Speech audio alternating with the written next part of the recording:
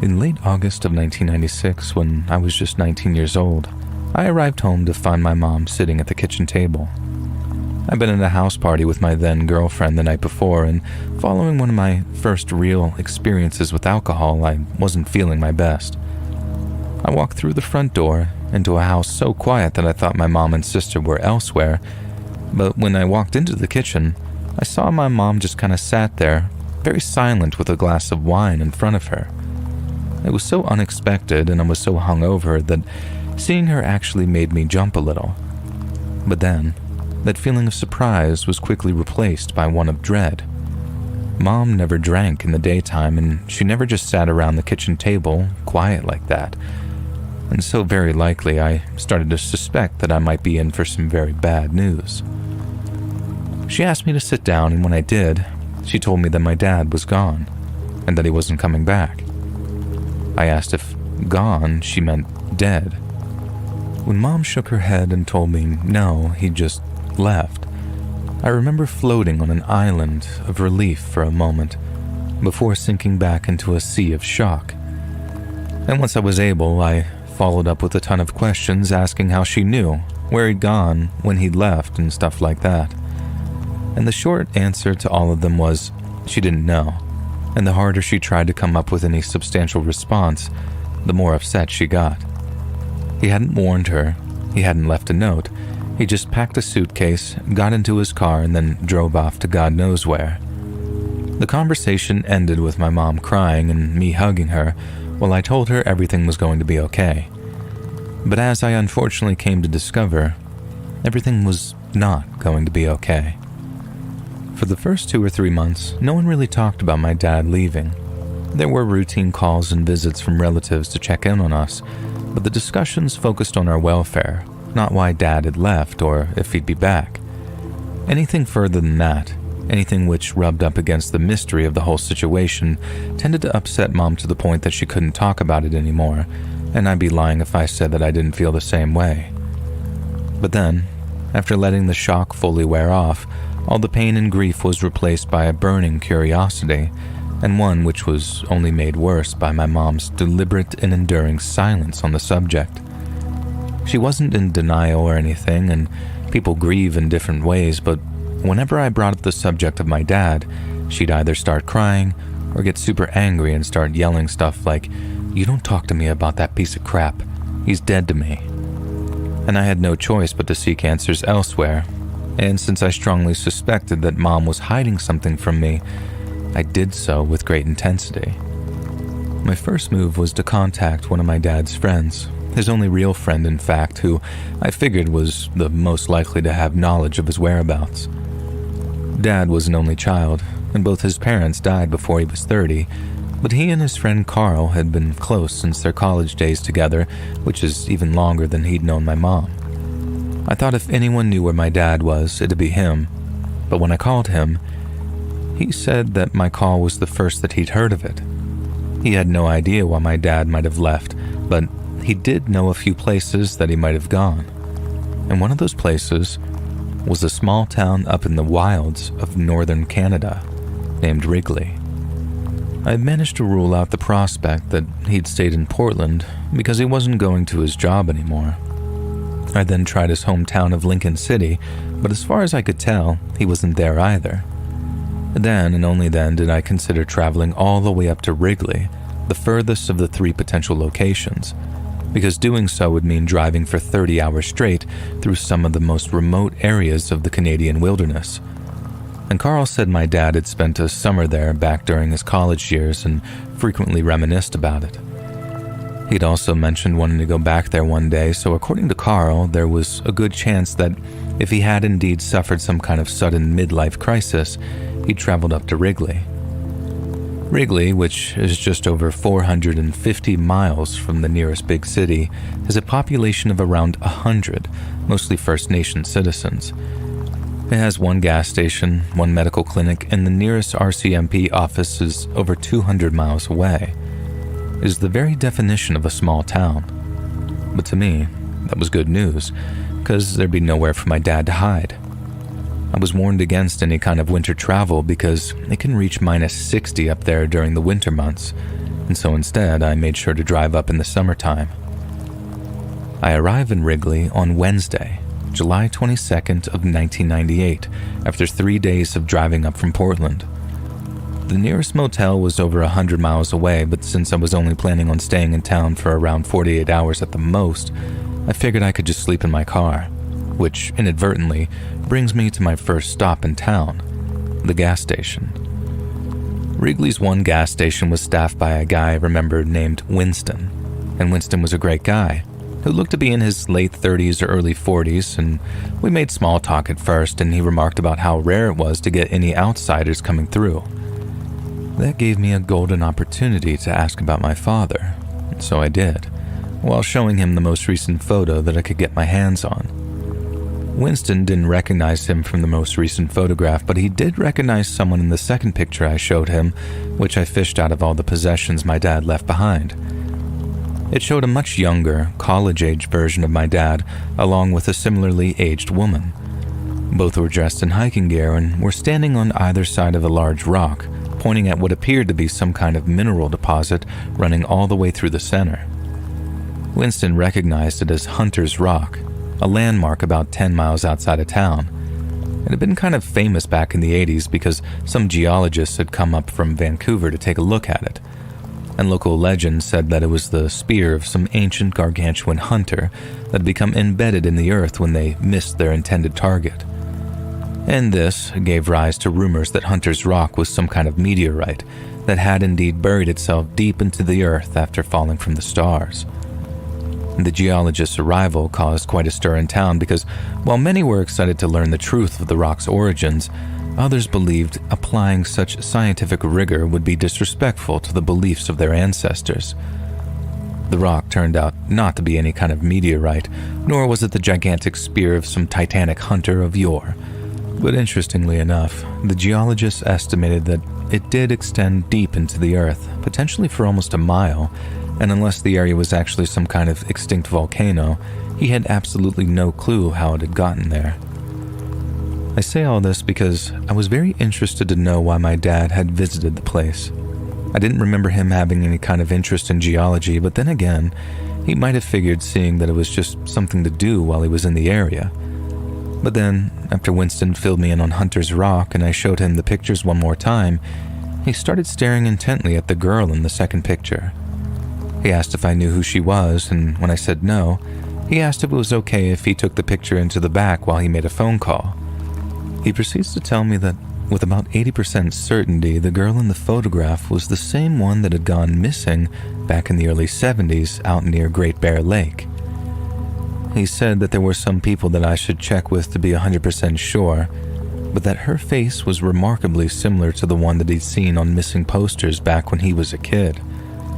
I then asked him who he needed to talk to, in order to be certain, and he told me that I needed to visit the local government office, which was inside of the town's medical clinic.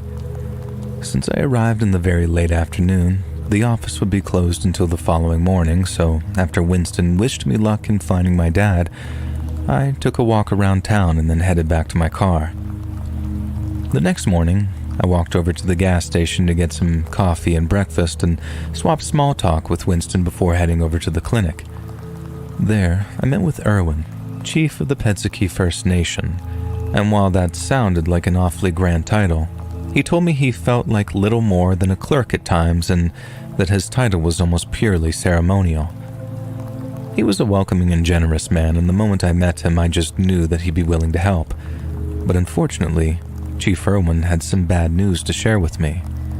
The chief, who operated out of an office of the size of a broom closet, was happy to welcome a rare visitor into town, and assuming I was some kind of tourist, offered to answer any and all questions I had. He even offered to set me up with a guide who'd take me around the area in an off-roader so I could see all of his tribal lands from the comfort of a passenger seat. But when I told him my story, as in that I was looking for my dad, his face softened.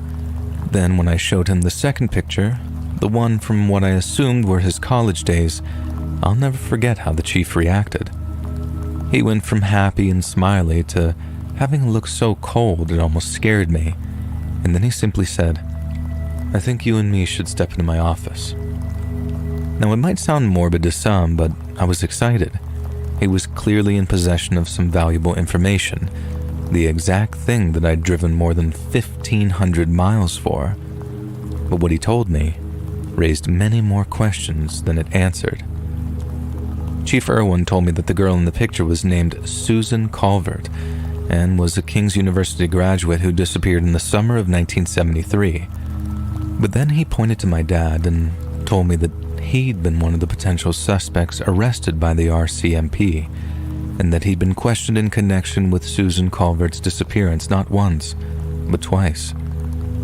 Obviously, that was all very shocking, and again, this might make me sound like a kind of psycho, but it was progress. Solid progress for the first time in literally 18 months. Everywhere I'd gone, everyone I'd turned to, it had all been dead ends. So even if it was bad news that my dad had potentially been a murder suspect, it was still something solid to cling to, which gave me an idea on why he might have left us in the first place. I mean, think about it. You're in college, you head up to Canada for a summer hiking vacation, you meet a girl, maybe fall in love, but that girl ends up going missing, and you're one of the suspects. That'd be just about enough to screw anyone up for life. I mean, provided you weren't the cause for her disappearance. So by that point, it seemed highly probable that Dad had made a late-life pilgrimage back to Wrigley to get answers about the girl he'd loved and lost. That last point kind of circles back to why I was so suspicious Mom was hiding something from me. She was so upset, then so angry at my dad, and it made me think that she knew something about this girl Susan, and that my dad's sudden disappearance might be connected to her own. Chief Irwin went on to tell me that Susan Calvert's remains had never been found, so no one had ever been charged in connection with her disappearance. But he also mentioned that her last known location was in the jaws of Great Bear Lake, out in what are known among the tribes as the Sautau Lands. And that was where the Mounties had found her campsite, totally abandoned but also totally undisturbed. He took a good look at the more recent picture of my dad before telling me that he hadn't seen him. But the chief was also quick to add that if Dad had been heading straight toward Hunter's Rock, there was no real reason for him to stop back in town, especially if it was a place that held the bad memories of being arrested. If he wanted to really look for the missing girl, or even if he just wanted to pay his respects at the place that she was last seen alive, it made sense that he went straight up to the Great Bear Lake. At least, if he was up there in Canada, and not someplace else entirely. And the only issue was getting there. From Wrigley, it was about a 200-mile drive to get to a place called Deline, and if you didn't have a decent 4x4, which obviously I didn't, then there was no point trying to make the drive. But even if I did have one, I was still looking at a 30-mile hike out into the marshlands through all kinds of crap and mosquitoes, yes, they still have them up there, to the place Susan Calvert's campsite was found. I could go through the process of hiring a 4x4, driving up to Deline, then hiking for 3 days through some pretty hellish terrain, and it could end up being for nothing. Granted, I considered it all a very noble pursuit.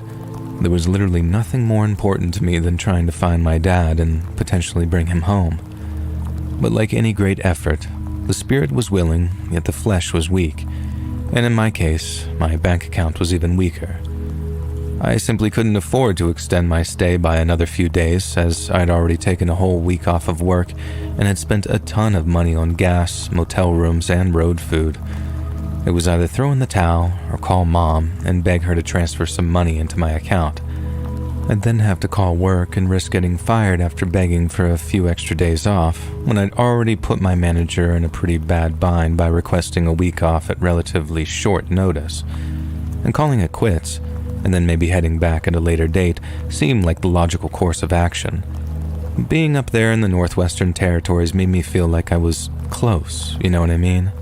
So close that I could practically feel him up there with me somehow. Then the more I thought about it, the more I realized that there was no turning back, not unless I wanted to live with the regret of inaction for the rest of my goddamned life. But the thing that really sealed it was when Chief Irwin told me that Deline had an RCMP office, and how that was the place they'd questioned my dad after his friend Susan disappeared. They'd have records, written reports, everything I needed to get more information about what had happened to her and my dad. And with that in mind, I called work, and then I called my mom. Now, getting the time off was easy because I was just honest with my manager and told him what I was doing. My dad had left, we were worried about him, so I was off looking for him in the hopes of bringing him home and, hell, maybe even saving his life too. And at that, my manager said, "Take all the time you need." Mom, on the other hand, was not so easy to convince. She didn't know where I was or what I was doing, so when I called her and informed her of the situation, she was not happy. At first, in light of what I was doing, she refused to wire me any money and told me to return home immediately. I had to argue with her for about a half hour straight using the phone in the Wrigley gas station's office before she finally relented and agreed to send me some money. I'd be lying if I said that it didn't get a little tearful at points, and I'll be forever grateful to old Winston for giving me my privacy during that phone call. It was quite possibly one of the most intense I've ever had. I also owe Winston in another way, an even bigger one too, because it was he who agreed to drive me all the way up to Dulene near Great Bear Lake in exchange for nothing but gas money. And I guess he was pretty invested in my little story by that point, especially once I shared what I'd learned from Chief Irwin. But before we set off the next day, he told me that he wouldn't be following me out into the marshes. I told him that I wasn't expecting him to and how I wasn't 100% decided on whether or not I was headed that far anyway. But then he said something that sticks with me to the day I die. He asked, "If your dad's out looking for the girl and you're out looking for him, who's going to end up looking for you? You ever think about that?" And I remember those words, and I hadn't. I'd never even paid one single iota of thought towards that concept. But when I did, in the moments after Winston asked me, it chilled me to the bone. On the drive up to Dulene the next day, Winston managed to completely talk me out of walking 30+ miles into the marshes. If my dad was out there, and he hadn't gone completely crazy, then he would have had at least some basic camping gear with him, whereas I didn't even have a tent, let alone enough camp food or the right footwear to make it through 30 miles of marshy wilderness and back, and so realistically, there was no going after my dad in the Sawtooth lands.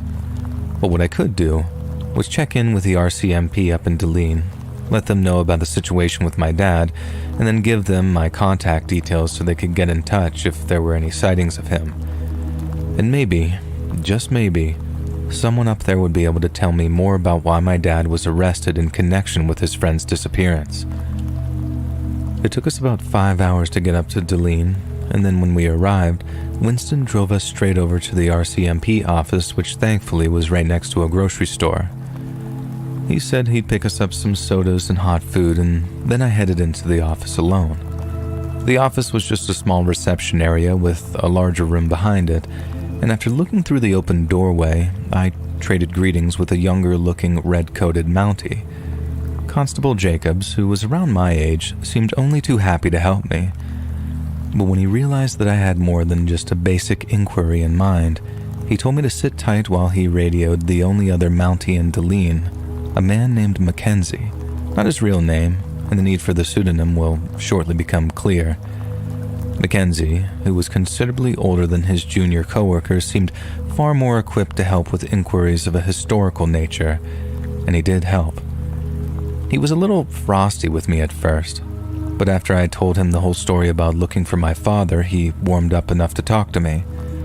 Mackenzie actually remembered the incident involving Susan Culvert and my father because he'd been a junior constable way back in the 70s at the time of the investigation. He remembered my dad stumbling back into Dulene on his own. He remembered how it was he who had reported Susan missing, and he also remembered how, following the initial round of questioning, the Mounties basically had no choice but to consider my dad as a suspect. Mackenzie hadn't been present for either interview, so all he knew was that my dad had somehow implicated himself, but that's all he knew. They had all the files and reports on site, but Mackenzie said he couldn't share them without the proper clearance, and that might only come after a lengthy Freedom of Information request. If he had showed me the files, he might actually lose his job, and as he put it, he hadn't worked just shy of his 30 years only to lose his pension after a little snafu like that. It was frustrating, but also strangely cathartic. I kind of hoped that they might just show me the files in a back room or something, but I guess that was purely wishful thinking on my part. Filing out a FOIA request might take months, but to me, it was just another step on what had already been a long journey of tracking down my dad. I'd been searching for like 18 months by that point, and I sure as hell could have waited a little longer, and even though I'd traveled all that way, I knew I wasn't going home completely empty-handed. Mackenzie and Constable Jacobs both promised to keep an eye out for my dad, and even promised to call me if they'd heard or saw anything out there in the jaws of the bear. And by that, I mean the marshlands where Susan Calvert went missing. And before I left, Mackenzie asked what my plans were. I told him I was heading back to Wrigley, and I would probably spend another night in my car before heading south in the morning. He wished me luck, and I thanked him, and then I walked outside to meet Winston near his truck. He picked us up some sandwiches, and then as we got on the road back to Wrigley, I gave him the lowdown on what the Mounties had told me.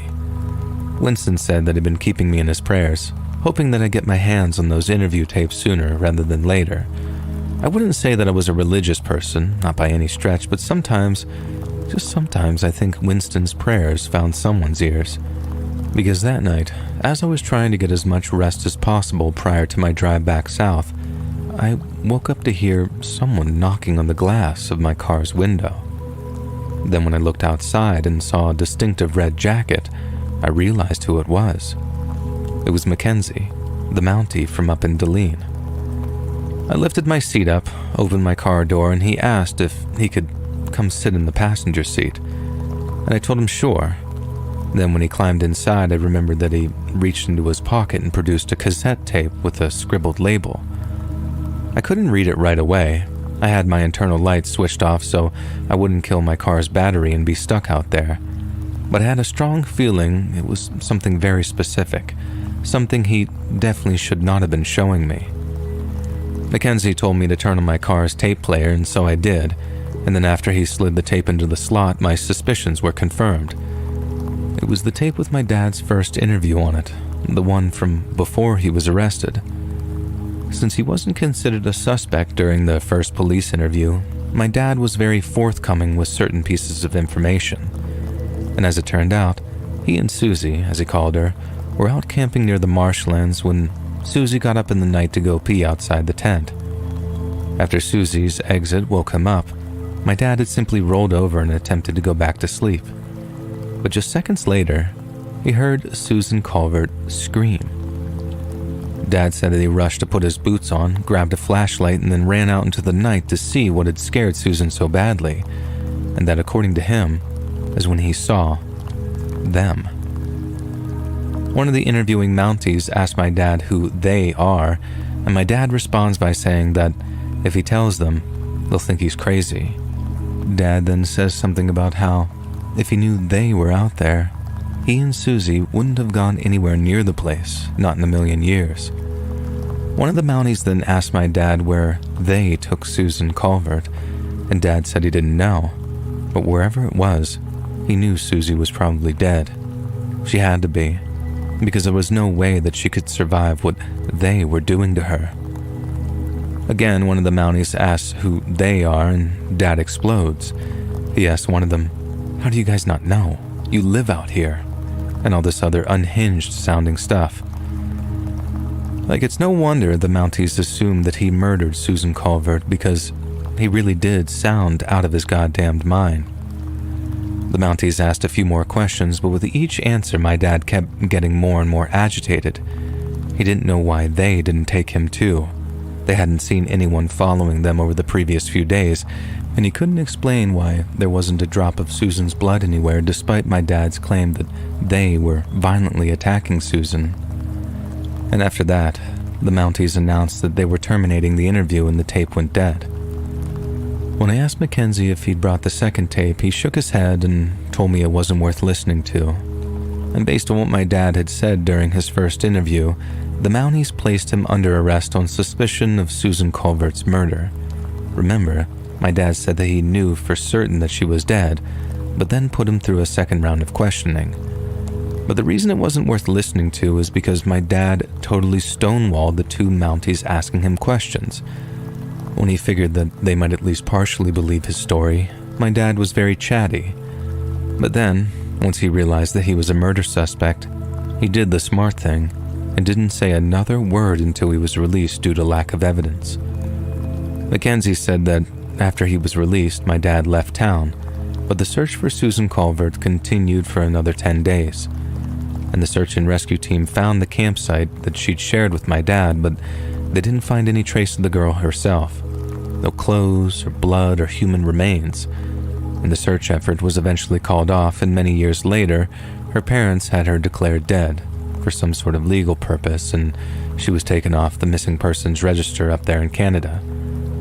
But according to Mackenzie, there was something in the files that caught his attention.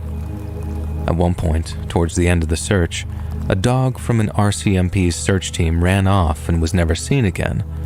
And the dog's disappearance sparked a whole new search and rescue operation, a kind of mini-search within the larger effort. Mounties searched high and low for this missing hound as well as Susie Culvert, but neither of them were ever recovered. Mackenzie said the dog's disappearance was eventually put down to an operational hazard and it was mourned and then replaced. But he thought that there was a lot more to it than just a dog getting a little overexcited and then drowning in a marsh.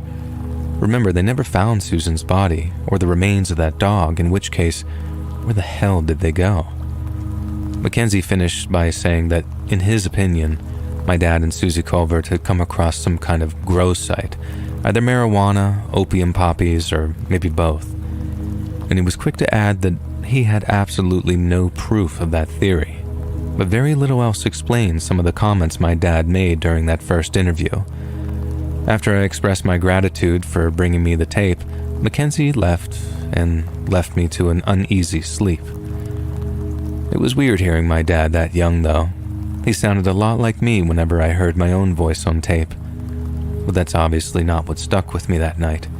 It was what he'd said during that first interview, along with how he'd said it. Now, driving back, I had these strange mixed feelings of sadness and fear. I'd never felt so close to finding my dad, and at the same time, he'd never felt so distant.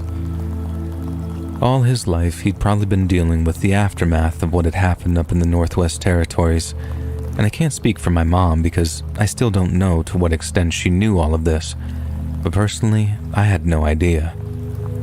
And that was almost 2 years ago. And at the time of writing, now this is in April of 2000, I'm still no closer to finding out the whole truth about my dad's disappearance.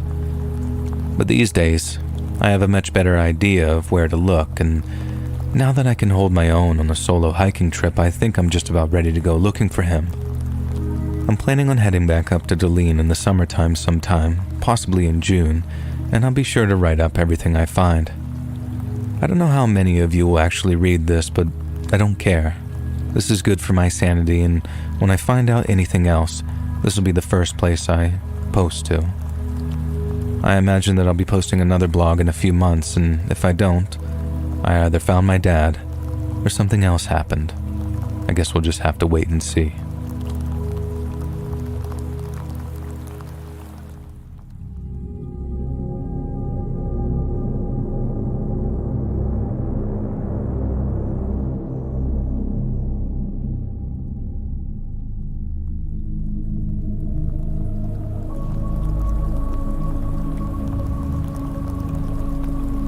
Last November, I turned off the highway into a 2-pump gas station in the middle of nowhere at around 1:30 in the morning. I guess I was kind of zonked from how tired I was because as I drove my car up to the pump, everything seemed as normal as could be. My eyes were locked on the pump display as I filled my car up, trying my best to not go a penny over $30, so it was only when I walked over to the kiosk to pay that I noticed something was off. The first thing that got my attention was how there was no one manning this kiosk. At first, I just waited, thinking the employee was just taking a quick bathroom break or something of that nature. But then as I started to look around, I realized the driver of the car at the pump in front of me was nowhere to be seen either. They weren't in their car, and they weren't inside the convenience store. So my first thought was how the driver and the gas station attendant must have been both in the back of the store, I guess. I got this momentary chill, thinking I might have interrupted a robbery or something, and I was suddenly very hesitant to knock on the glass or call for service. I remember turning to check out the car parked in front of me and thinking, if it's a Honda, then I'm getting out of here. But it looked to me like it was a 2011 3 Series. Now, if you don't know cars, Hondas are easy to steal. BMWs, on the other hand, not so much. And while that didn't completely preclude the possibility that there was a robbery in progress, it reassured me enough that I started knocking on the glass and asking if there was anyone there. I knocked once and then twice, and then after the third time, I knocked on the glass in as many minutes, and it hit me that something highly unusual was clearly going on. My first thought was to try the door to the convenience store. I'm pretty sure it was supposed to be locked, but when I pushed, the door swung right open for me. I walked up to the counter, calling out, "Hello?" the whole time. And then thinking there might have been some kind of medical emergency, I jumped the counter and took a look around the back of the store. There was a bathroom and a storage room and a small office, but all three were unlocked and empty. Then and only then did I realize that the entire gas station was completely deserted. I checked around the back just to be sure, but I figured that there'd be no one there. And then once I was 100% sure something seriously weird was going on, I pulled out my phone and got ready to dial 911. I wasn't still 100% sure what to do, so I called out hello again, but much louder. And when that got no response, I called the cops. I could tell that, at first anyway, that the dispatcher thought that I was just some jerk customer who was angry my gas station attendant wasn't there when I needed them. But once I properly explained that there was literally no one to be found anywhere on the premises or elsewhere, she started to take my call a little more seriously. She asked where I was, and when I told her, she asked if it looked like there had been a robbery. I remember asking, how the hell would I know? But she explained that if there had been a robbery recently, an employee might still be hiding somewhere. And I felt this sort of twinge of frustration because, like I said, I'd looked probably everywhere except the dumpster around the side of the gas station. And as I'm walking back from checking out the highway for signs of life, I just so happened to be passing it as the thought to open it popped into my head. I wanted to be able to say to the dispatcher, "There, I even checked the station's dumpster. There's definitely nobody here, ma'am." But when I opened the dumpster, there they were. I only caught a glimpse of what was inside before I dropped the lid of that dumpster and backed off like the thing was radioactive. But a glimpse was enough for me. There were 2 bodies in there, all bent out of shape with dark stains all over their clothes, and one of them was almost certainly wearing a gas station uniform. I remember saying something like, "Oh, Jesus, oh my God," pacing away from the dumpster in a state of total shock, with the dispatcher in my ear. Sir, tell me what's going on, sir." And I told her, "They're in the dumpster. Jesus fucking Christ, they're in the goddamn dumpster." The cops arrived in about 10 to 15 minutes, and by then I'd run off near to the highway to puke up all the contents of my stomach. And I'd remembered that thing about preserving the integrity of crime scenes, so in a wild panic, I'd actually puked as I was running, then had to hold puke in my mouth for a few seconds before I puked even more out near the highway. And after that, I just walked back and forth hitting my vape until I saw a cop car heading towards me down the highway, and then after talking to one of the officers for a few minutes, he told me I was free to leave. I looked the whole thing up online the first chance that I got later, but although I found a bunch of stories about a member of the public, yours truly, finding some bodies at a gas station, there was nothing that explained how or why those 2 people had been killed.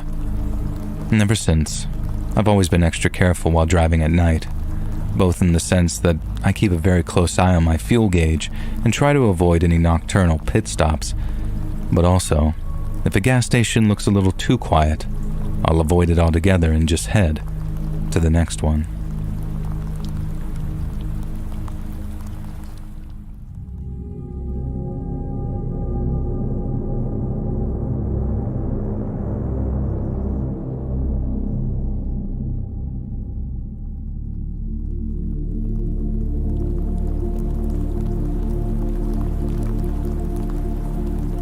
Without a doubt, the biggest scandal to ever hit my small Arkansas town was one summer, a 9th grade girl ended up in the hospital after being attacked while walking home from school.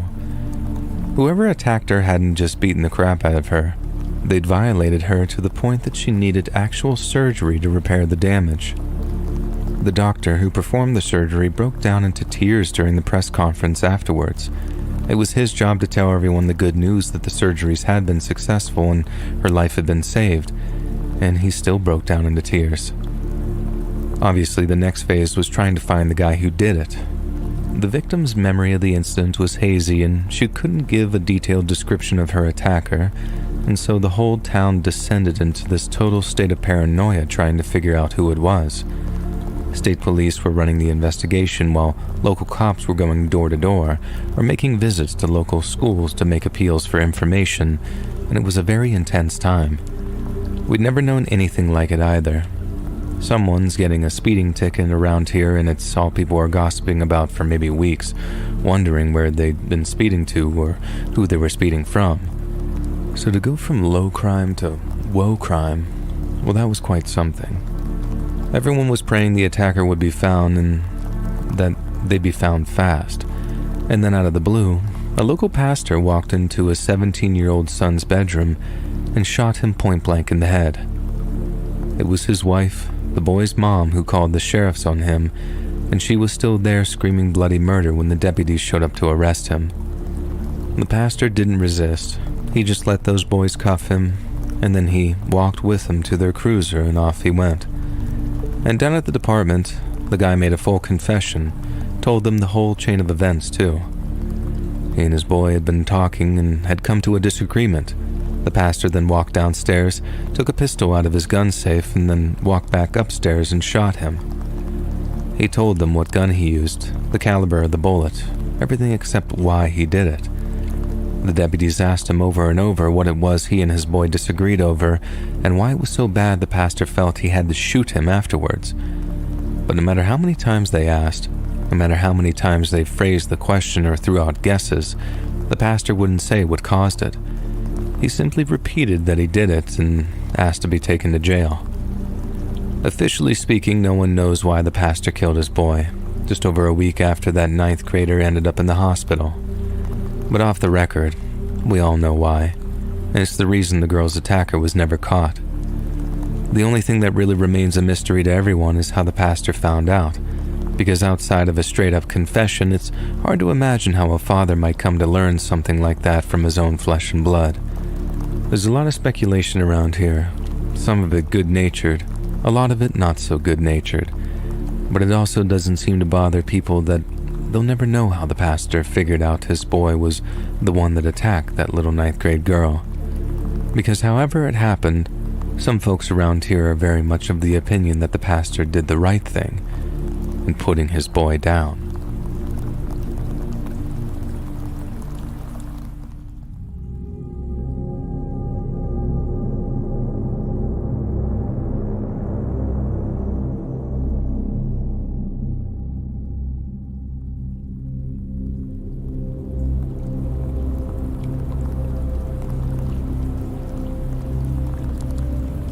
On Thursday, April 16th of 1987, 4-year-old Marlena Childress was playing with her toys out in her family's front yard.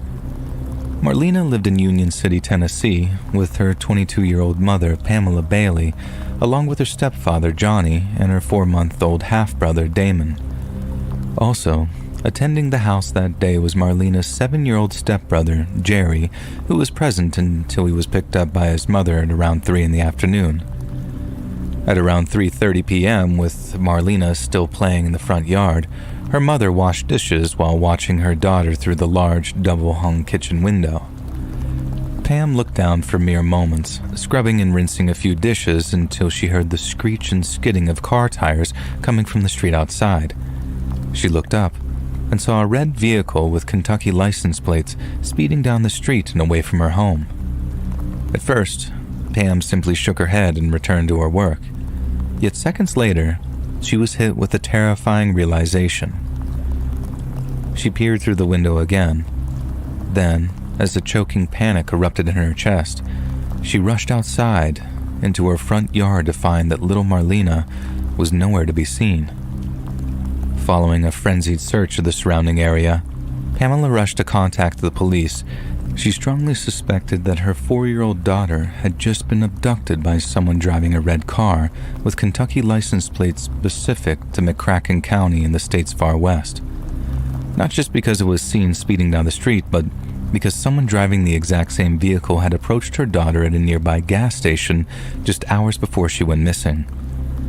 After surrendering to the kids' demands, Pam had taken Marlena and her brother Jerry to a nearby gas station to pick up some candy.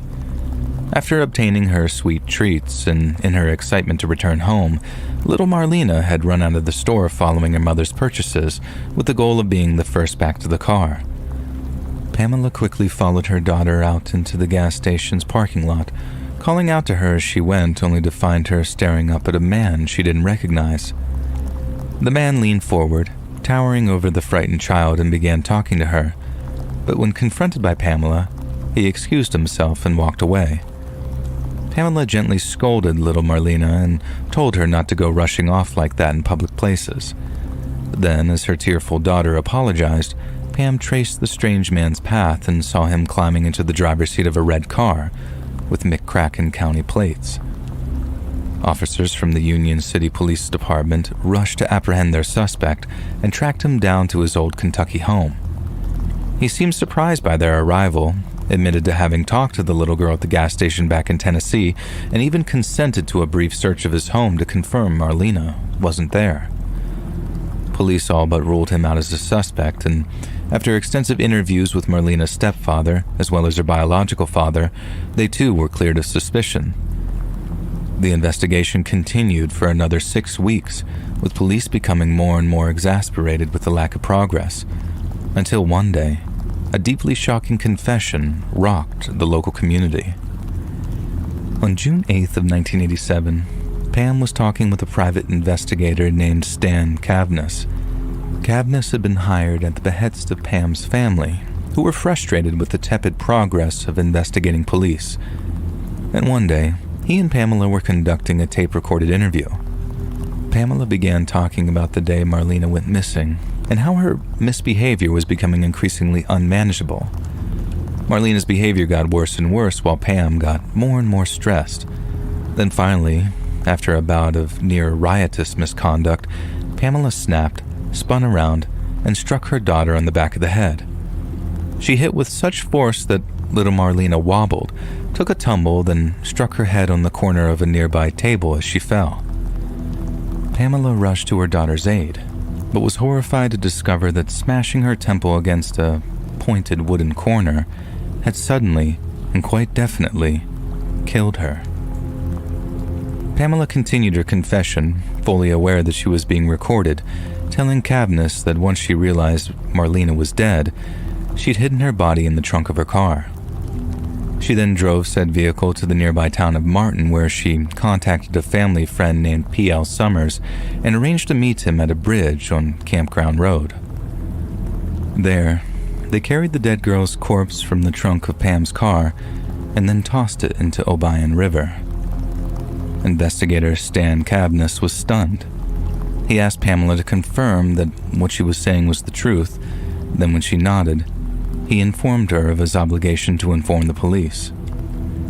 On the tape, a tearful Pamela states that she understands, then Cavness pushed a button and the recording ends. Cavness immediately contacted the Union City Police Department, with whom he'd already been working closely with, and informed them of Pamela's shocking confession. She was subsequently arrested on charges of second-degree murder, and a team of highly trained police divers were sent to trawl the Obion for any trace of Marlena's remains. But this is where the case becomes as vexing as it is chilling. Tennessee's Obion River is a relatively slow-moving and meandering watercourse. Heavy rains can temporarily increase its speed and water level, particularly in the winter and spring when rainfall increases. But in its natural state, much of the Obion consists of slow-moving waters, especially in the lower stretches, where it flows at a much more leisurely pace as it approaches the Great Mississippi. According to Pamela, She and her friend had tossed her late daughter's body into the water during the small hours of April 17th, a time when most of the spring rains had come and gone. This meant that by early June, a team of divers would most certainly have been able to recover any human remains that were tossed into the Obion just 2 months prior. But strangely, despite an intense search that spanned multiple days, not a single trace of Marlena's body could be found. Curious regarding the inconsistency in her story, homicide detectives visited Pamela whilst in custody and asked her to confirm the location of the dumping site. It was here that Pamela once again shocked investigators by recanting her entire confession. Pamela explained that just days prior to the taped confession with Stan Cavness, she'd been released from a psychiatric hospital. The stress of losing her daughter had been too much to bear, so after a brief stay under the care of medical professionals, she was released having been prescribed a cocktail of antidepressants. Pam then claimed that not only had she been high as a kite during the taped conversation with Cavness, but he'd heavily intimidated her prior to its recording, having used the threat of the electric chair to coerce a confession. Police then asked her what involvement, if any, her friend P.L. Summers had in her daughter's disappearance, and Pam made yet another astonishing claim. Summers wasn't her friend. He'd been her lifelong abuser, and it was he that had abducted and murdered little Marlena. According to Pamela, Summers' interest in her would wax and wane. Sometimes he'd be a constant menace, demanding satisfaction whenever the mood took him. Other times, he'd leave her in peace for months on end. But he always came back for more. Then one day, after Summers called to arrange a date, she decided that enough was enough. Summers stopped by, but instead of giving in to him, Pamela fought off his advances and then threatened to call the police. Summers' response was to threaten Marlena's life, and then a few weeks later, there's a screech of tires while she's washing dishes and her little girl was gone. A decidedly puzzled pair of homicide detectives then paid a visit to P.L. Summers at his home. There, they informed him of the accusations, and his reaction was incredulous. Summers categorically denied Pamela's shocking claim and retorted by painting her as a liar of pathological proportions. He stated he and Pamela had shared a brief dalliance many years ago, and that he didn't even know that she had a daughter, let alone kidnapped and murdered her. Police then asked Summers if he had an alibi for the day of Marlena's abduction. He responded by listing several, all of which proved credible when cross-referenced by detectives. Police had no choice but to rule Summers out as a potential suspect, but here's where the story takes another unexpected turn. Just months later, P.L. Summers was arrested on charges of molesting a 9-year-old boy.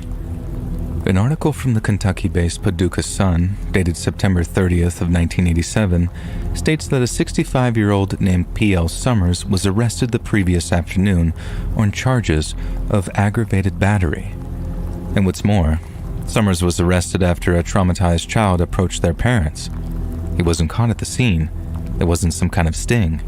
Summers was visited at his home at around 4 hours after the attack. Unless the 9-year-old he was accused of molesting had a photographic memory and a talent for articulating the finer details of a person's appearance, it's safe to say that the police considered him a suspect due to his history of child abuse. As it turns out, there was some degree of truth to Pamela's frightful claims, but the fate of her daughter remained a deeply troubling mystery.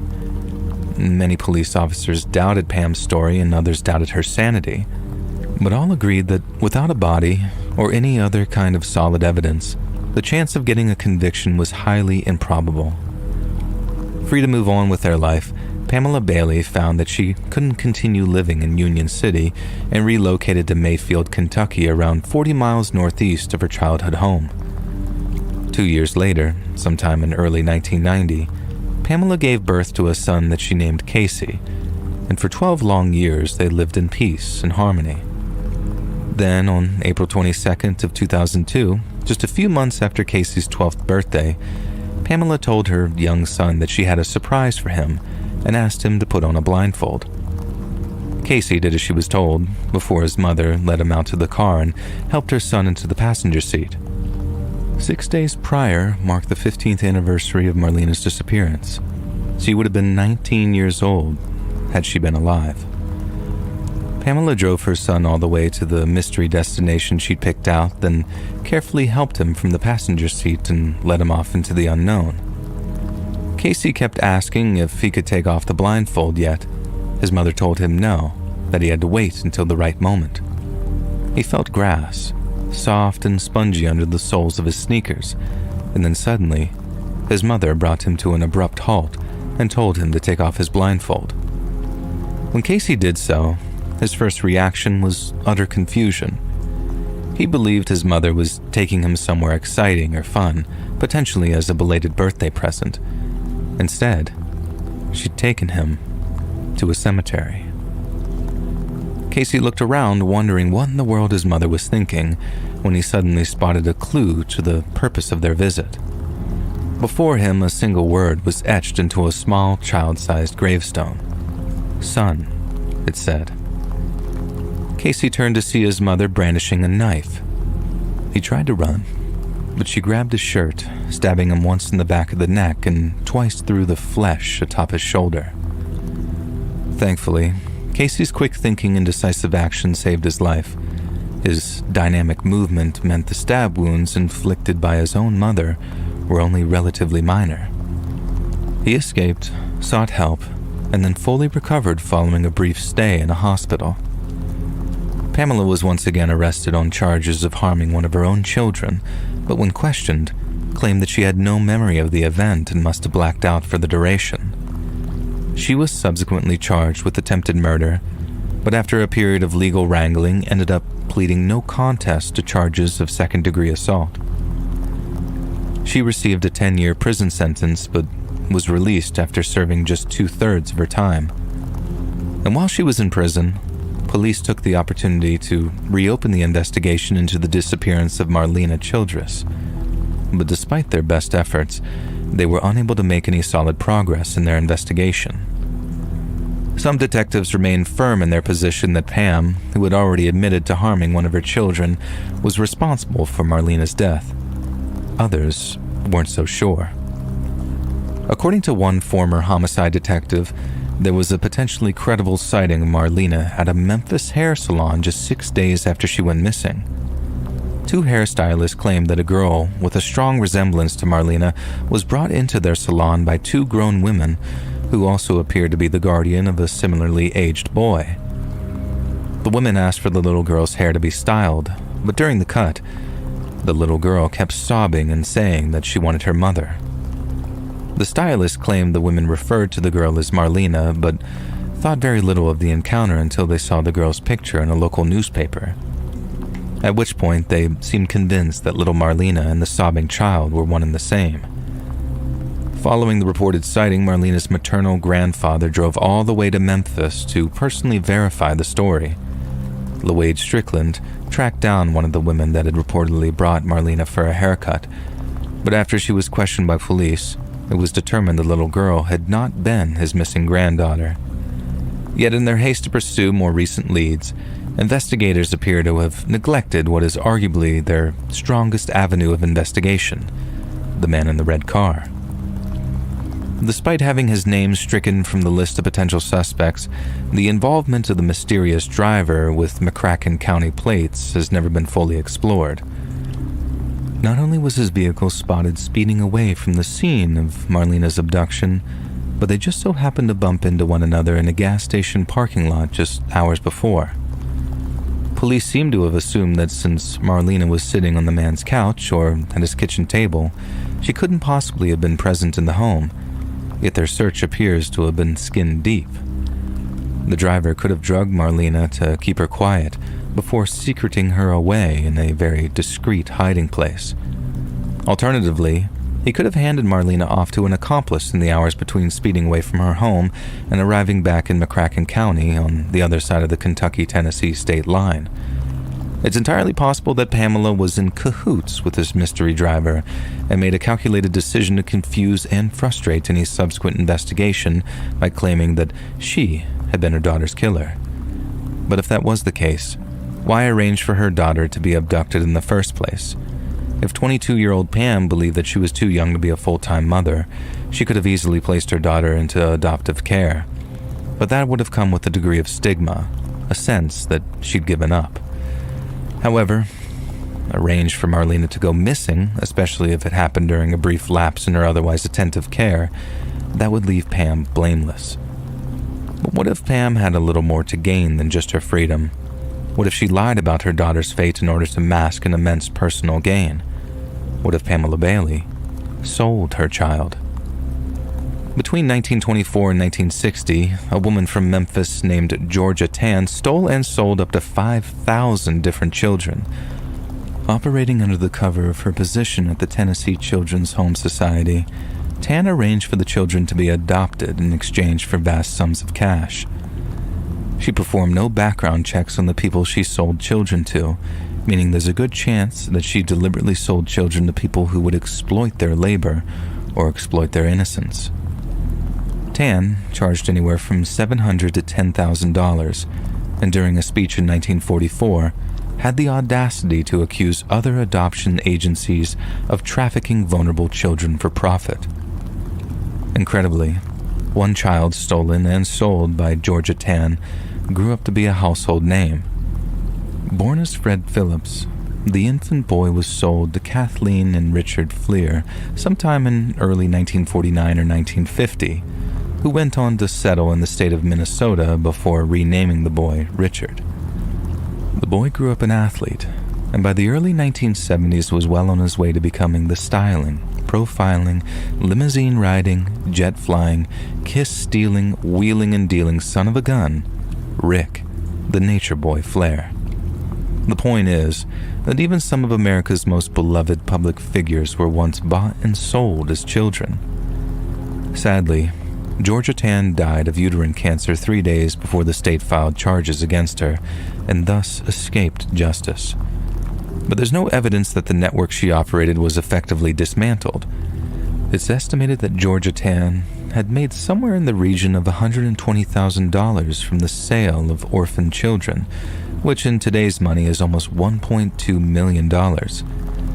An industry that profitable doesn't just disappear overnight, and it seems far too much of a coincidence that Tann's trafficking operation and Marlena's mysterious disappearance occurred in the exact same state. It makes very little sense that Pam Bailey would be working in cahoots with the driver of the red car, only to then swiftly report him to the police. But what if the driver was a well-placed decoy, employed as part of a vast, historic human trafficking network that's existed for 100 years? What if she felt so guilty and was so acutely aware of the evil that lurks in the shadows of our society that her ultimate gift to her 12-year-old son was eternal, dreamless sleep?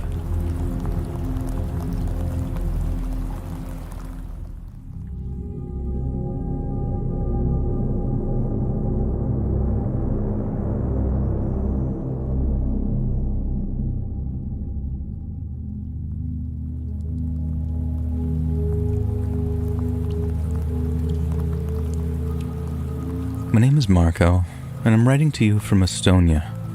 We have a really weird town here called Kardla, where a lot of weird, scary stuff happened back in the 80s, and I think your viewers would be interested in hearing about it.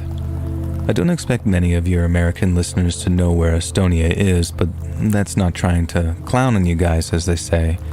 If you put a gun to my head and asked me to point to the state of Idaho on a map, I'd tell you to pull the trigger, and I'll never be convinced that Kalamazoo is a real place until I actually see it for myself. Now, my point being is that my geography of far-off places isn't all that great either. So allow me to explain where Estonia is and what we're all about. And to put it very simply, Estonia is situated in Russia's armpit. It's not so much the armpit part which makes that so bad, because if Estonia was situated in Margot Robbie's armpit, I think that would be fantastic. But instead, we're in Russia's armpit, with little Latvia to our south and freaky Finland to our north. They're freaks and they know it, don't worry about calling them out on it. We're a reserved, independent, nature-loving people. And by that I mean, we're a bunch of emotionally distant loners who love long hikes where we drink vodka and complain about the weather. Estonians are so terrible about talking about their feelings that if I asked, "How are you?"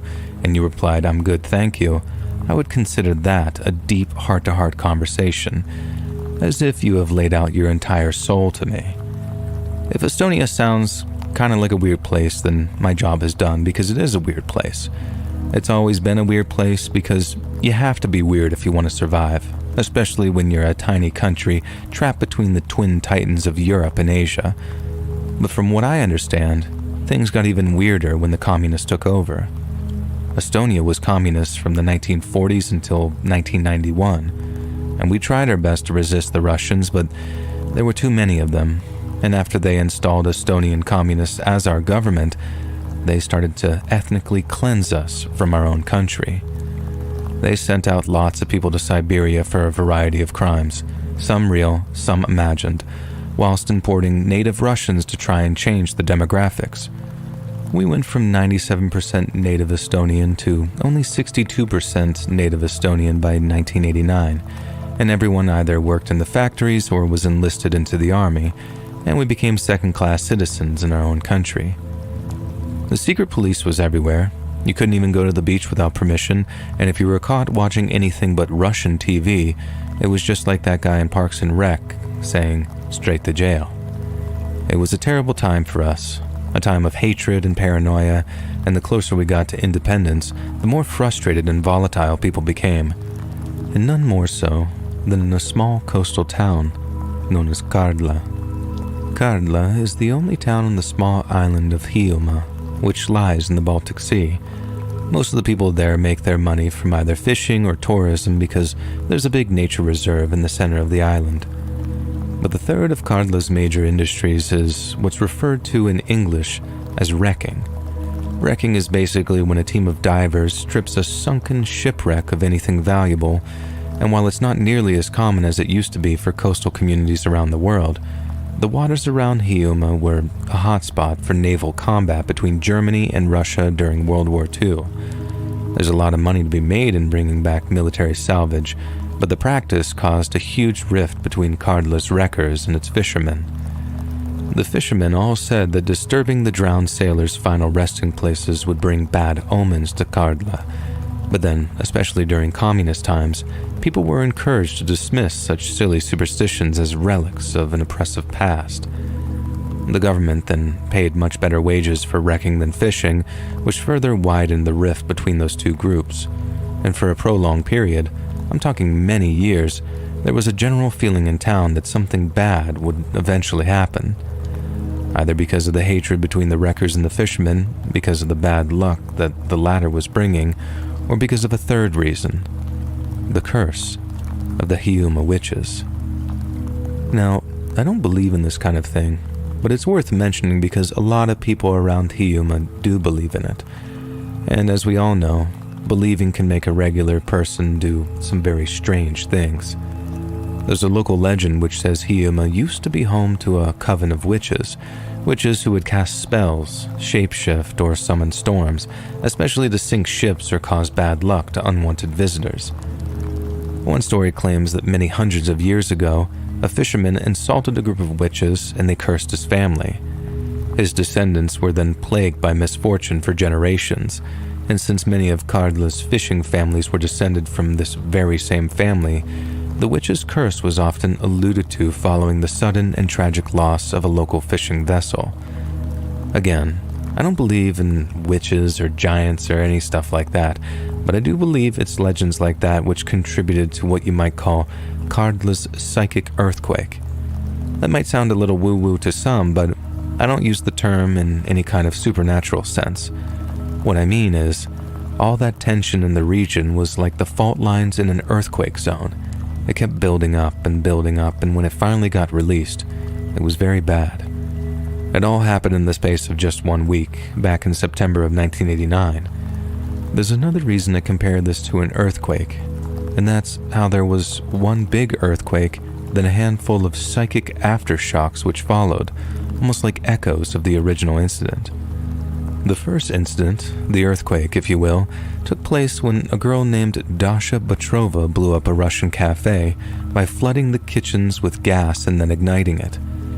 The explosion took place towards the end of service on a Saturday evening, so the restaurant was packed and the kitchen staff was in the dining area enjoying some hard-earned vodka after work. And by the time they smelled the gas, it was too late. And when all was said and done, 14 people ended up in a hospital, some with life-threatening injuries, and 5 more ended up in the morgue.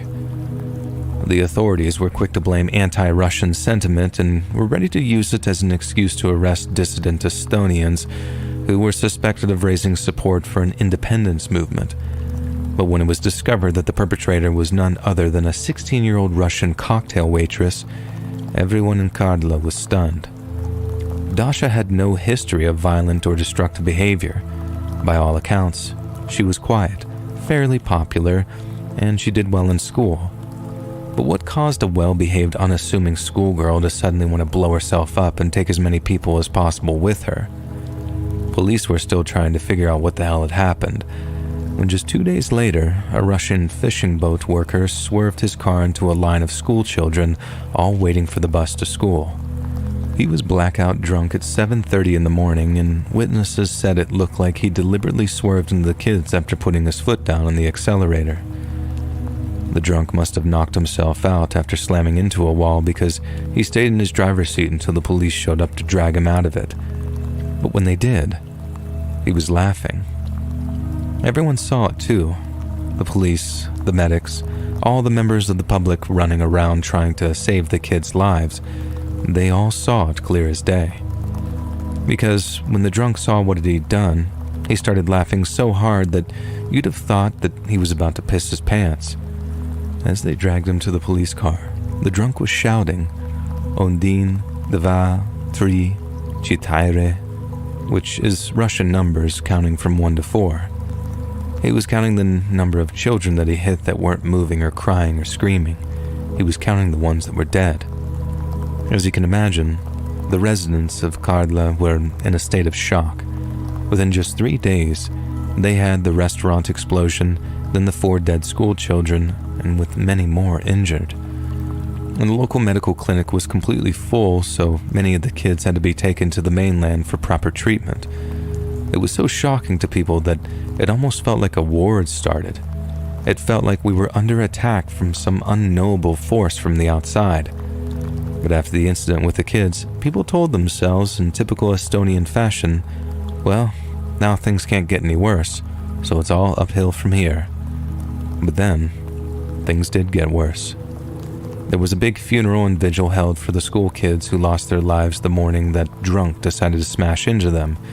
Everyone in Kardla was in attendance, at least almost everyone. Because almost everyone being in the streets then walking to the cemetery together, it made it very easy to figure out who was and who wasn't there. And the more people started to notice that one particular family was missing, the more they started to ask questions, and the more they started to become concerned. A small group of people then went to check in on the absent family, only to make a truly terrible discovery. A boy of just 11 had convinced his little sister of around 7 to join him in murdering their mother and father. They woke up early, then while their parents were still in bed, they crept downstairs to their kitchen and retrieved a pair of very sharp kitchen knives. Then they walked back upstairs into their parents' bedroom, then cut both their throats while they were still sleeping. Obviously, people don't just die if you cut their throats, especially if you don't get all the major blood vessels.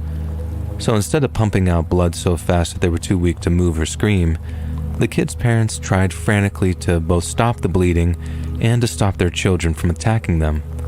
But sadly, their efforts were in vain. They found the mother's corpse in the bathroom and the dad's in the kitchen downstairs. He passed out and died trying to reach the phone to call 03, which back then was the Soviet emergency number specifically for medical emergencies. And this marked the 3rd incident of multiple murders within just a week. Then instead of telling each other, cheer up, things can't get any worse, people began to wonder what the next thing would be. They went from shocked and saddened, but still stoic, to almost a full-on panic descending on their town. People wouldn't let their kids go to school. They refused to go to work or do anything remotely dangerous. It was like people were convinced that there was some kind of curse on the town, which there obviously wasn't, but that didn't matter. Because if people believe something, they truly believe it, then they can act in all kinds of ways you never expect them to. The wreckers started to throw back some of the more valuable and precious things they'd kept from the great sunken graveyards they'd made their money from.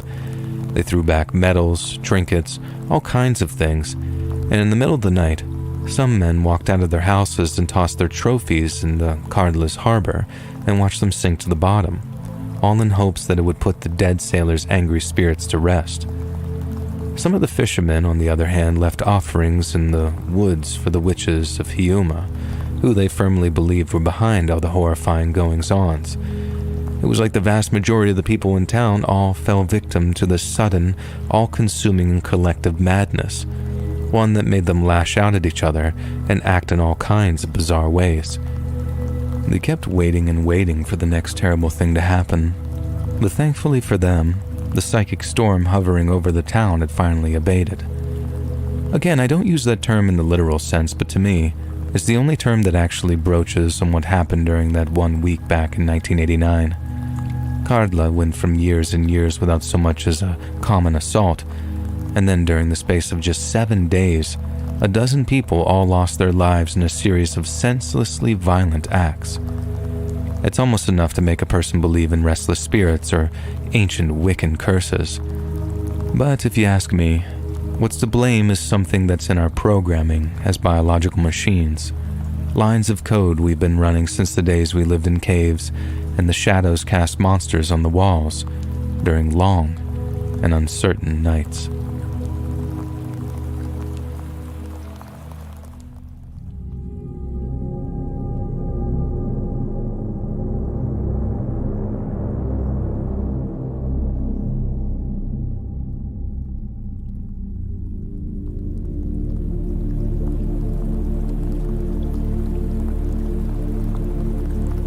My name's Laura, I'm in my 30s, and I'm from Leeds in the north of England. Now, I heard you take submissions from viewers, so I'd like to send mine in. I used to work morning shifts in a petrol station when I was at Loughborough Uni. Any day I had afternoon lectures, I'd get up at 5 o'clock in the morning, work from 6 till 12, then I'd get the bus to uni in time for my 1 o'clock lectures. It was quite a good gig, really. After the morning rush, the last 3 hours or so were usually quite quiet, and if the boss wasn't around, I could sometimes get away with just chilling in the office and reading a book in between serving customers. One morning, a Tuesday it was, a man walked into the petrol station who had to be in maybe his 40s or 50s. His appearance grabbed my attention right away because when I looked up from my book, I saw that he was the spitting image of Mark Bullen from the cover of T-Rex's album Unicorn. My dad, God rest his soul, was a big T-Rex fan, and I used to flick through all of his old LPs when I was a kid. I always found myself transfixed by Mark Bullen's face. He was such a beautiful man when he was alive, but the guy that walked into the petrol station looked like his evil twin or something. He had the same mop of dark curly hair, the same dark, tired-looking eyes, but he had much sharper features and looked extremely gaunt, like a skeleton that someone had papier-mâchéd a thin layer of wet tissue paper on. He was dressed that part too, with a sheepskin coat on, a bright pink t-shirt, and what looked like blue bell-bottom jeans on. It would have been a solid outfit too if it wasn't for the sorry state of his clothes that they were in. Instead of them making him look good, even if it was a very vintage kind of good, they just made him look weird, smelly, and creepy. I usually didn't concern myself with people's appearances much. It was a petrol station, not a nightclub, so even Dracula could walk in, fangs all bloody with his cape blowing in the wind, and I wouldn't say a word if he just paid for his fuel and left. And then, under the circumstances, I think I'd rather it was Dracula who walked in that day, as opposed to Mark Bullen's evil twin. He grabbed a pint of milk from the fridge section, walked up to the counter and asked for X amount of fuel on whatever pump it was. I took his money, gave him his change, and then thanked him for his custom. 99 times out of 10, a bloke would just say, "Cheers, love," and then off they'd go. But Evil Bullen stayed by the counter, looked at me, and then said, "You're a pretty young lady, aren't you?" To say my skin crawled would have been the understatement of the century. I'm not great at taking compliments as it is, which I know is a big me problem. But when the compliments come as greasy and creepily spoken as Evil Boland's, it knocks me pretty sick. And I do mean creepily spoken, too. It wasn't just some throwaway compliments as he was walking out. He drew out the very before pretty, like, "You're a very pretty young lady, aren't you?" And the "aren't you" was all squeaky, like he was talking to a kid or something. And I get that we had a big generation gap between us, but I was a grown woman, not a child. Now, even back then, I knew better than to talk back to a stranger like that, and it's not worth the risk. So instead of being lippy with him, I said, "Thank you," in a polite but very reserved way, and then stepped away from the counter to make it look like I had work to do in the stockroom. It was a trick that I'd used once or twice, a gesture that said, "I'd love to stop and chat, but duty calls." And for the most part, the men attempting to flirt with me took the hint and made their way back to their cars. But in Evil Boland's case, I turned my back on him and he immediately asked, "Where are you going?" And with as pleasant a smile as I could manage, I turned back and I was about to tell him I was off into the storage room to carry on my stock count, always a solid excuse, when he said, "Don't walk away from me. I'm trying to talk to you." And there was just a hint of aggression creeping into his voice when he said it too, just enough to get me thinking, uh-oh, this guy's gonna be a problem, isn't he? I started explaining that as much as I'd like to stop and chat, I had work to do. My exact words were, "I'm on the clock," to which he replied, "Well, I'm a customer," and then started telling me how he didn't often get to talk to a girl as pretty as me, so he wanted to make the most of it. I tried telling him that as much as I appreciated the compliment, I'd get into trouble with my boss if I didn't complete my assigned workload. Evil Boland just waved away my concerns and then told me, "I'll deal with your boss if he complains." Then, just as I was about to reply, he told me, "I wish I was as pretty as you." I know some of you might be thinking I'm a bit full of myself, dropping the word pretty a lot, but it was verbatim what he was saying to me. I'm not just using this whole thing to drop a not-so-subtle humble brag, and also I'm bad at handling compliments as it is, but for a grown man to say I wish I was as pretty as you in this slimy, lecherous way was just this whole new level of cringe for me. And in response, the only thing that came to mind for me was to say something about how inappropriate that was in a professional setting. And while I was sure his intentions were pure, self-preservative flattery, by the way, I didn't appreciate him commenting on my appearance. And the guy just laughed like this short chuckle and snort and then asked me, "Don't you like being pretty?" And for the first time in our conversation, I couldn't think of a response, either professional or heartfelt. I just wanted to run into the stockroom, slam the door, and kick the crap out of a few cardboard boxes while pretending that they were Evil Boland's ball sack. But I was scared that if I did, he might follow me. So instead, I tried my best to stand my ground and repeated that I didn't appreciate his tone or his question, and I then told him that if he didn't leave the premises, I'd call the police. A little bit more of that aggression crept into his voice, and he asked me, "What? You really gonna call the bloody police just 'cause someone called you pretty? Are you taking the piss?" I didn't even want to engage with him, so I just asked him to leave and added some preemptive thanks to make my point. There was a bit more to and fro with him saying how he was a customer and wasn't going to leave, and then when I pulled out my phone as if to say, "I really am about to call 999, he says this, "You know, if I looked like you, I'd just stay at home all day without a stitch of clothing on, just staring at myself in the mirror." And to this day, that's still one of the most skin-crawlingly creepy things a man has ever said to me, and at the time, I was so angry I could have screamed. But I tried my very best to keep my cool and just asked him to leave again. Boland's evil twin started going off on one about how I needed to learn to take compliments, and then said he wished he got half the amount of attention that I did, which was just a bizarre thing to say because he didn't even know me. I just kept asking him to leave on repeat, assuming it was just a matter of time before he ran out of steam and did leave. But he kept going, and going, and going. He started saying something about how depressed I'd be when I got older and lost my looks. How, once they'd been taken away from me, I'd be nothing but a pathetic, undesirable waste of oxygen, and I'd end up sticking my head in an oven.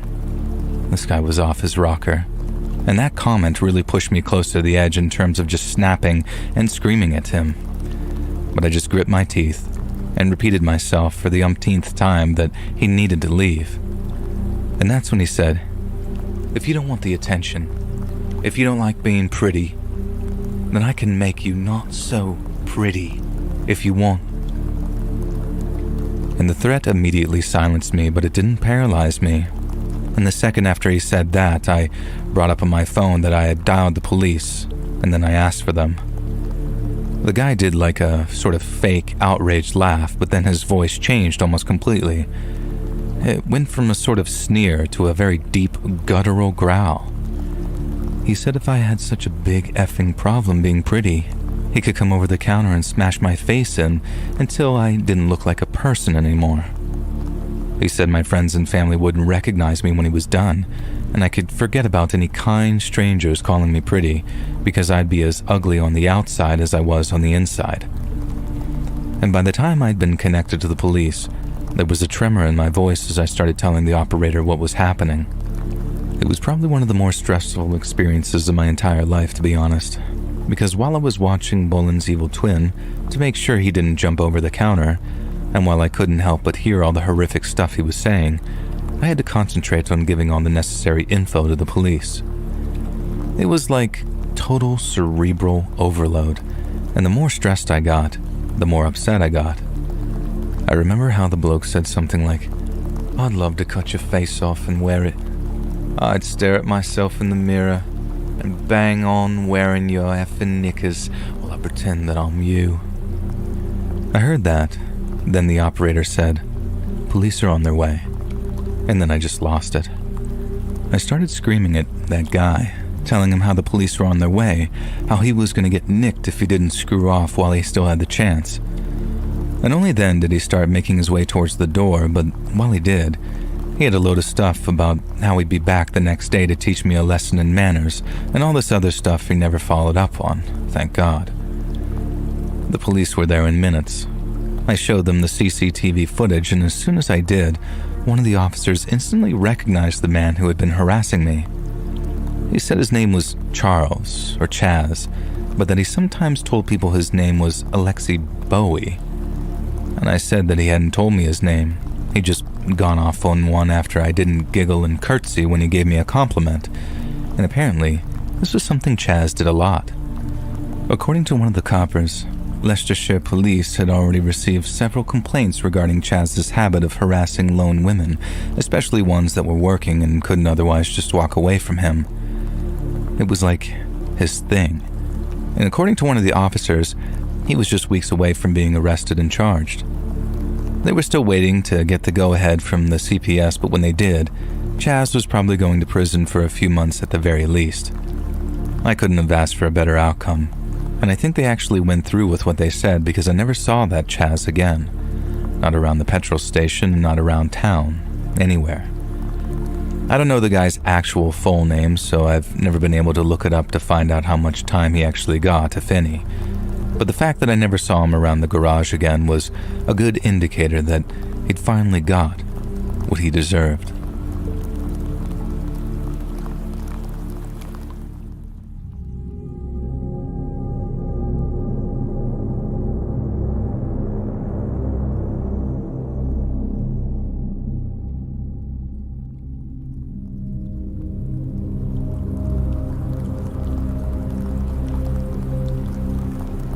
I used to work nights at a gas station called North Star Mart out near a place called Foster in rural Virginia. I used to drive up from Gloucester, get there at around 10 p.m., and then work all through the night until 6 a.m. when my boss, a dude named Judd, came over to relieve me. Judd lived right next door to the gas station in a big old house that he claimed that he built himself.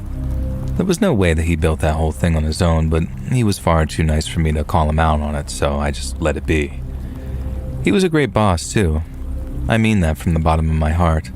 Not many folks can say that they had a boss who had done almost anything to keep them safe, but I can, and it makes me feel a little guilty sometimes that I don't head up there to visit him more. But I don't like driving around Foster anymore. I don't like going anywhere near the place. And by the end of this story, I think you're going to understand why. I worked at the North Star for 9 months and 3 weeks, working anything from 2 to 5 nights a week, depending on how busy I was at school. Not a single customer in all the time I worked there ever gave me a single ounce of trouble. It was one of the best jobs I ever had in that respect. It was always a little busier on weekends, but during weeknights, I'd sometimes serve only 2 or 3 customers a night and spend the rest of my time watching movies on my iPod, back when that was like a revolutionary thing to do. Judd was really chill like that. He didn't give me a bunch of cleaning tasks, and he didn't give me any busy work at all, actually. And he only ever had one rule. If anyone ever showed up late at night, acting weird in any way, I was to call him right away. It didn't matter if the call woke him and his wife up from the sweetest dreams they'd ever had. If anyone was acting sketch, Judd wanted to know about it. I figured that was fair enough. The gas station was Judd's whole life. It was his retirement plan, so if it went up in flames, well, you see where I'm going with this. So even though it felt slightly emasculating, as in I felt like I could take care of the station myself, I agreed to give Judd a call every time there was any disturbances. When he first told me about his little golden rule, I'd be lying if I said that it didn't make me a little nervous, I guess. It suggested that there were a lot of weird people who came by the gas station at night, but that couldn't have been further from the truth. Like I said, 9 whole months and not a single instance of weird or disturbing behavior. And then one night, it happened. I was in the back office one night, splitting my attention between security monitors and a copy of The Dark Knight Rises, when I suddenly saw a lone figure approaching the gas station. We had 3 cameras, one facing the pumps, one facing the approach to the store, and a third which allowed me to watch the inside of the store from the back office. I can see the guy walking towards the store, past the pumps, and then into the view of the second camera, but then instead of walking into the store like literally everybody else, he stops dead outside the door. He's right in the view of the second camera, so I'm looking at this guy fairly close up, and he looked like a perfectly regular rural Virginian dad type. He looked like he had work boots on, some faded jeans, and a baseball cap with some kind of hunting or fishing logo on it. Literally the most unremarkable looking guy that could ever walk through our door. But his behavior most definitely got my attention. I guess it's not entirely true that nothing weird ever happened, because there was one previous occasion where I called Judd in the middle of the night. Some crazy lady was screaming like a demon out near the pumps. It was a Saturday, and had to be maybe 4 to 4:30 in the morning, but just like Judd said, I gave him a call at his house. I told him about the lady and how her screaming was freaking me out. He asked for a description, I gave him one, and then he tells me, "Oh, that's just Rhonda liquored up on payday. She'll head home once she's tired herself out." And then you know what? She did. She eventually stopped screaming and then just kind of walked off, like she was done with that night's performance. Anyway, the guy in the sporting goods cap stopped dead and just stood there in front of the camera, not moving a muscle. Not nearly as freaky as screaming like a banshee, but still weird nonetheless. I figured he was, I don't know, taking a moment to think or something.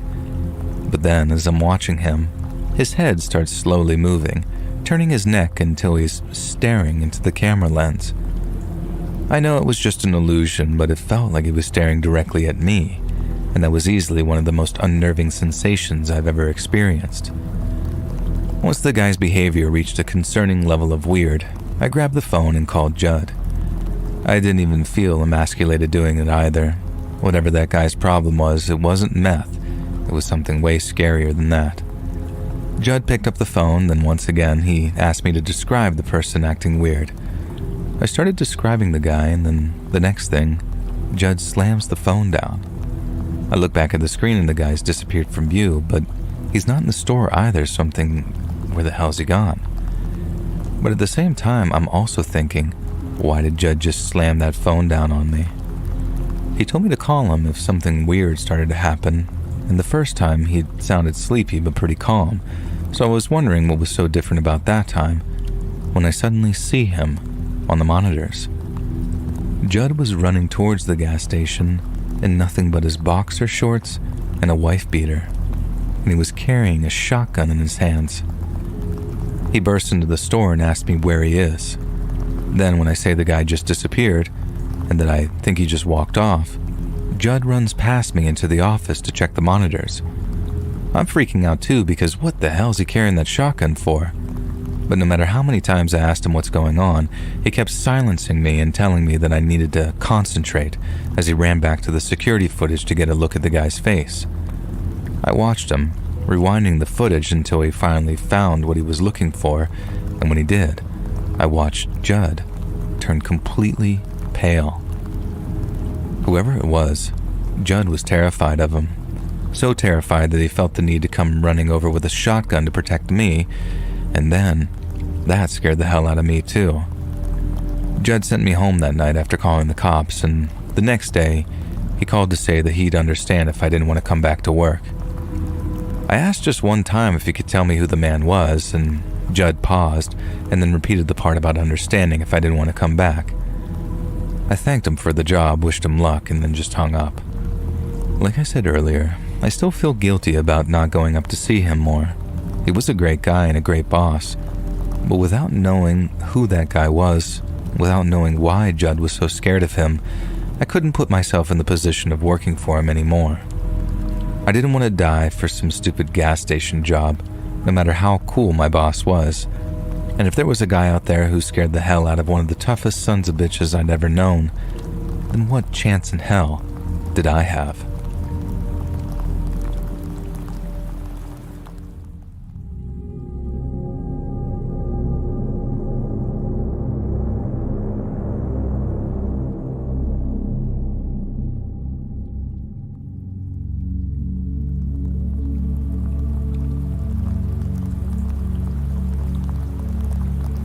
Back when I was in my senior year of high school, I used to work weekends at a rural gas station here in my home state of Nebraska. I worked second shift every Saturday and Sunday, so 2 p.m. to around 9 p.m., and early one summer's afternoon, I set off to work with nothing but a few wispy clouds and a clear blue sky. Now call me sentimental, but I love driving around Nebraska. I don't think there's any place quite like it. You hit the highway from some small town and it's like the whole world stretches out in front of you for as far as the eye can see. There's an almost unbroken skyline, only occasionally interrupted by a windmill, a barn, or a cluster of trees. It can look pretty as a picture on a sunny day, and up until that point, May had brought only sunshine and showers. But as I drove along the highway that afternoon and looked off into the distance, I saw some really scary-looking storm clouds rolling in. The general rule is that most storm clouds look much scarier than they actually are, especially when there's that big wall of angry-looking clouds facing you down like something straight out of the Bible. But most of the time, you get a little rain, you get a little wind, and nothing much else to worry about. However, on this occasion, something told me it was going to be a bad one.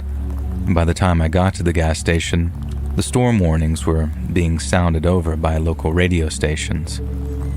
My coworker and I normally did a quick handover, but since we got the storm warnings, we both had a hell of a lot more work on our hands. We had to lock all the windows, then either secure all of our outdoor fixtures or drag them inside. And then we had to inspect the pumps and all that kind of stuff before shutting off the fuel completely. My coworker went off to fuel up the generator just in case we lost power, as I went off to assemble a bunch of flashlights and batteries. And we obviously can't use candles with it being a gas station, so it's a major priority. We already had our designated shelter lined up, the station's office, so after ensuring the first aid kit was fully stocked, we kept the radio tuned up and our ears wide open for weather alerts and other announcements. We figured people would stay home and we'd be in for a pretty turbulent but relatively lonely shift. But we were wrong. One by one, 3 cars rolled into the front over the course of about an hour, 2 driven by single people and the other containing a mom and her 2 young daughters. Wherever they'd been, the path home led directly through the storm, So instead of risking their lives, they came to us and begged for shelter. And we couldn't say no to them. We weren't exactly equipped to shelter that many people, especially not overnight, but there was just no turning them away under these circumstances. We let everybody help themselves to drinks and snacks if they were hungry, mainly to try and calm their nerves as the incoming storm got worse and worse. And boy, oh boy, did it get worse. We all stayed relatively calm until we heard the tornado sirens going off. I'm pretty sure all the grown-ups there had heard the sound before, but it scared the hell out of the younger woman's 2 daughters, who started screaming and crying and begging their mom to take them home. Then, when stuff started flying off of our roof, a piece of debris hit one of their cars, and the sound of the alarm made the kids cry even harder. And the poor things just didn't understand what was happening. It only took a few more moments of stuff falling off of our roof before we knew that we had to find shelter in the station's office. There was just enough room to fit everyone, and thankfully, with the office shielding us from the sound of the sirens and the howling winds, the 2 little girls started to calm down a little. But when something flew across the parking lot and smashed through the big plate glass window, it made a sound like a freaking bomb exploding. And the sound scared the hell out of me and a coworker, and by that point, we were kind of expecting it. But the 2 little girls nearly lost their minds. They must have thought the whole building was coming down, and so did one of the single drivers, because as the girls started shrieking, she had some kind of panic attack and tried to run back to her car.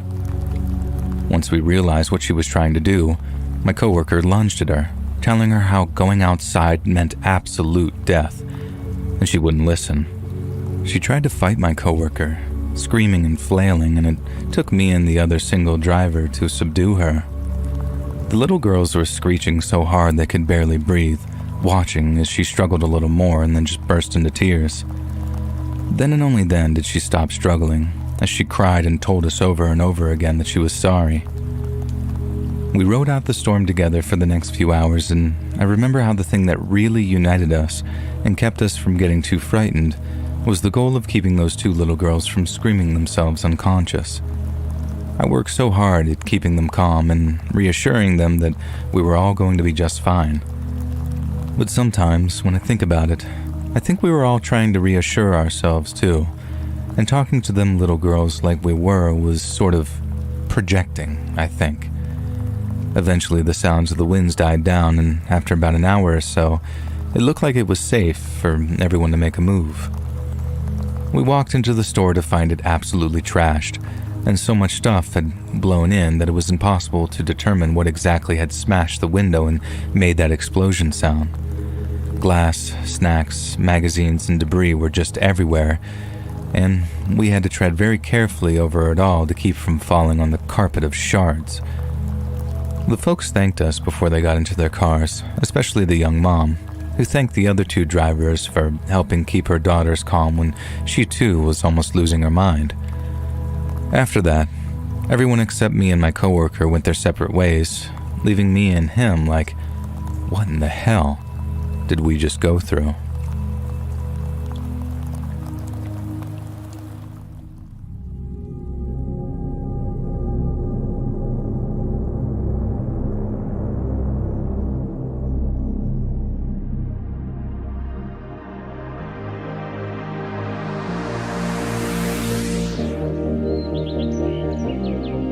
Hey friends, thanks for listening.